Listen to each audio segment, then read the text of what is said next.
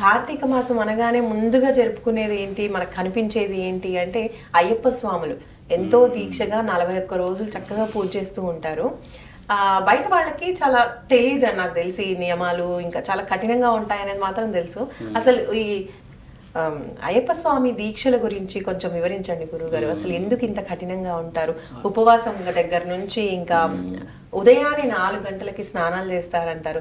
ఇదంతా కూడా చేస్తూ ఉంటారు. ఎందుకు ఇంత కఠినంగా? ఈ దీక్ష మాత్రమే, ప్రత్యేకంగా ఈ దీక్ష మాత్రమే చాలా కఠినంగా, చాలా నిష్ఠతో, భక్తితో, ఇష్టంతో కూడా చేస్తూ ఉంటారు.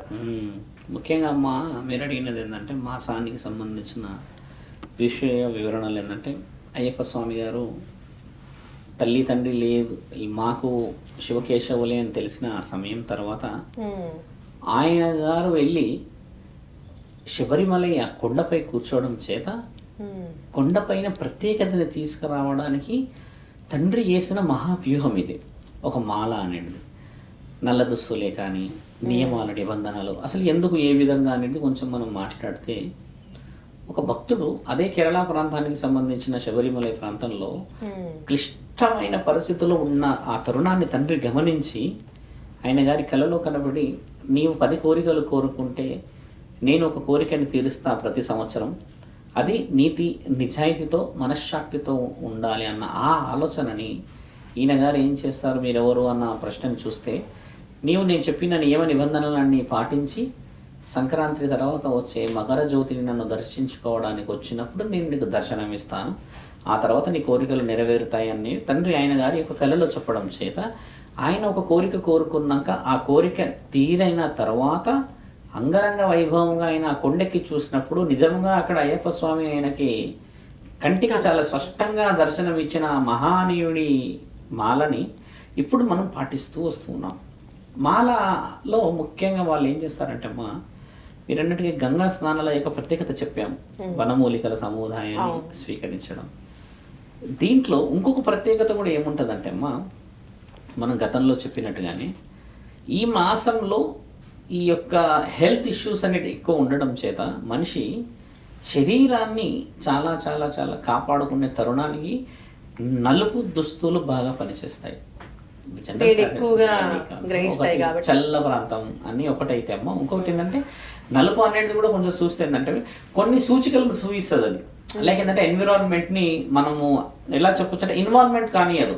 ఇప్పుడు ఎరుపు దుస్తులు ఒక రంగుని సూచించినట్టుగా అమ్మ, వాళ్ళు ఆ నలుపుని ఎన్నుకోవడానికి గల కారణం ఏంటంటే మనసులో ఎలాంటి కోరికలు కానీ ఎలాంటి యొక్క అవతల వ్యక్తిపై ఉన్న వ్యూహాలు అంటే చెడు ఆలోచనలు కానీ, కామానికి సంబంధించి ఆకలికి సంబంధించిన కొన్ని నియమాలన్నింటినీ ఇక్కడ చూసిన నలుపే అన్న ఆలోచన అంటే శూన్యం. దానికి ముఖ్యమైన సూచిక ఇది. అంతకుమించి అర్థనార్థం పెద్దగా అయితే ఎక్కడ గ్రంథాల్లో వివరించలేదు. వివరించిందల్లా ఏంటంటే అమ్మ, వీరు చేసే మంగళ స్నానాల నుంచి వీరు తినే కార్యక్రమాలు, వీరు అయ్యప్ప స్వామికి 11 రోజుల నుంచి మొదలుపెట్టి వాళ్ళు 47 రోజుల వరకు 41 రోజుల వరకు దీక్షలు ఇస్తారు. మండల దీక్ష అని, తర్వాత కొంతమంది అర్ధమండల దీక్ష చేస్తారు. అంటే ఇప్పుడు ఈ మండలం అనేది ఏందో తెలుసుకోవాలి. ముఖ్యంగా మండలం అంటే ఏంటంటే అమ్మ 12 నెలలు, అర్ధమండలి అంటేనేమో 6 నెలలు. కాకపోతే అన్ని రోజులు ఈ జీవన శైలిలో కుదరకపోవచ్చు, సంసారం, సౌభాగ్యం, కష్టం, సుఖం ఇవన్నీ ఉండడం చేత ముఖ్యమైన రోజుల్లో ముఖ్యమైన పవిత్రమైన ఆ స్థితిగతులని మనం 41 డేస్కి కుదించాం. ఇందులో ముఖ్యంగా అమ్మ ఎక్కడ మాల విరమణ జరుగుతుందంటే బాగా గమనించి చూస్తే, వాళ్ళు అయ్యప్ప స్వామి యొక్క పూజలు బాగా చేస్తారు, బ్రహ్మముహూర్తంలో స్నానాలు చేసుకొస్తారు, పువ్వులతో పలు పండ్లతో ఎన్నో విధాలుగా అభిషేకాలు చేస్తూ ఆర్యన్ని చాలా బహుముచ్చటగా పూజిస్తారు. ఆర్యన్ అంటే ఆయన గారి యొక్క అసలు పేరు. ఆ తర్వాత మణికంఠుడు, తర్వాత అయ్యప్ప స్వామి అని ఇలా పేర్లు వచ్చాయి. ఆ ముందుకు వచ్చినాక సుబ్రహ్మణ్యేశ్వర స్వామి పేర్లు వచ్చాయి. ఇలా కొన్ని ఉన్నాయి రూపాలు, మొత్తం 5 రూపాయలు అయినాయి. అలా వచ్చిన ఆ తరుణాన్నమ్మ మన వాళ్ళు మితమైన భోజనాన్ని చేయట్లేదు. ఇక్కడ ముఖ్యంగా భోజనం చాలా ముఖ్యమైనది. అయ్యప్ప స్వామి ఎవరు అంటే అమ్మ 12 సంవత్సరాలు అంటే శరీరంలో వీర్యం అనేది ఉత్పత్తి కాని యొక్క వయసు అయినది. 14-15 సంవత్సరాలు అయితే వీర్యం ఉత్పత్తి అవుతుంది పురుషుడికి, స్త్రీలది వేరు కదా. ముఖ్యంగా ఈ యొక్క అయ్యప్ప స్వాములు చేయాల్సింది ఏంటంటే అమ్మ, శరీరం ఎక్కడైతే బహుభోజనాన్ని స్వీకరిస్తుందో ఆ శరీరంలో వీర్యం ఉత్పత్తి అయిందంటే ఆ యొక్క దీక్ష విరమణ అయిపోయినట్టే ఆ క్షణమే. 41 డేస్లో నీవు ఒకవేళ భోజనం అనేది మితముగా ఒక్క పూట చేసి మిగతా పూటలో నువ్వు ఎక్కువ శాతం ధ్యానం, ఎక్కువ శాతం పూజా నియమాలలో ఉండడం చేత నీ శరీరము నీ మనస్సు రెండు కలిసి అంతఃకరణ శుద్ధికి లోనయ్యి నీవు ఒక మహా యోగానికి దారి తీయగలుగుతావు. ఆ యొక్క శబరిమలని ఇక్కడి నుంచి చూడగలవు. ఇదే కదా జ్ఞాన సంపద అని అంటే. అలాంటప్పుడు అమ్మ నువ్వు భోజనాన్ని ఒకవేళ మితముగా స్వీకరించలేను అనుకుందాం, పెరుగు, పప్పు, ఇంకా 4-5 రకాల వంటలన్నీ పెట్టుకొని రుచికరమైన నీవు స్వీకరించావు అనుకుందాం. శరీరంలో మరి ఆ యొక్క రక్తనాళాలు, ఆ శరీరం ఉత్పత్తి అనేది జరుగుతుంది కదా, ఈ వీర్యం ఉత్పత్తి అనేది జరగడం చేత మాల విరమణ జరుగుతుంది. ఇక్కడ చాలామందికి తెలియదు. అలా ఎలా అంటారు గురువు గారని మనం చాలామంది ప్రేక్షకులు అడగవచ్చు ఈ మాటని. ఎందుకంటే అమ్మ ఈ రోజుల్లో శరీరం శుద్ధి ఉండాలి అని అంటారు కదా, ఇక్కడ మనసు కూడా శుద్ధిగా ఉండాలి. నీ మనసు నియమంలో ఉంటే అమ్మ శరీరం మరియు నువ్వు అన్న ఆహార నియమాలు పాటించగలవు. నీ మనసు నీ ఆలోచన రీత్యా కొంచెం ఆలోచన ఎక్కువ చేయడం చేతనే కదా భోజనాల మీదకి ధ్యాస పోయింది. అక్కడ అయ్యప్ప స్వామి మాల ఏమన్నారు, మితమైన భోజనాలు అంటే ఇప్పుడు కొంచెం సాంబార్ తింటారో పెరుగుతో తింటారు, కానీ ఒక పూట భోజనాన్ని అది కూడా మితముగా తిని అమితముగా భక్తితో ఉండాలనేది వివరణ కూడా చాలా మంది గురువులకి తెలిసిందలో. మరి ఇక్కడ జరుగుతున్న మైక్రో లెవెల్ పొరపాటు ఏంటంటే అమ్మా, ఈ భోజనం తినడం చేత మన శరీరంలో మార్పులని ముఖ్యంగా తెలుసుకోవాలి. ఇది తెలుసుకోలేకపోతే చాలా మంది ఏమంటారు, మాలలు వేస్తున్నాము మాకు ప్రతిఫలాలు రావట్లేదు, మాలలు వేస్తున్నాము మేము అనుకున్న స్థితిలో లేవంటారు కదా.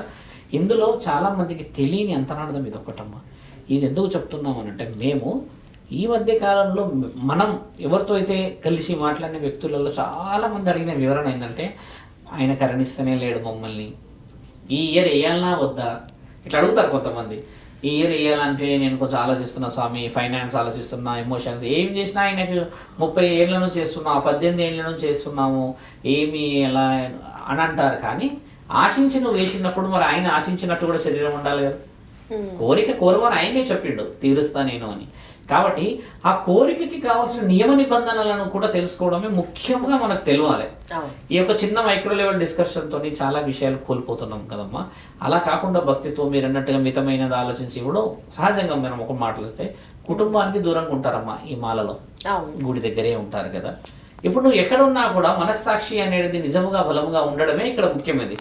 స్త్రీని చూసినప్పుడే కానీ, స్త్రీతో మాట్లాడినప్పుడే కానీ నీలో ఒకవేళ ఏదన్నా భావం కలిగింది అనుకో అమ్మ, దానికి అంతరార్థాన్ని మనసుతో సంబంధం పరమాత్ముడికి ఇవ్వాల్సి వస్తుంది.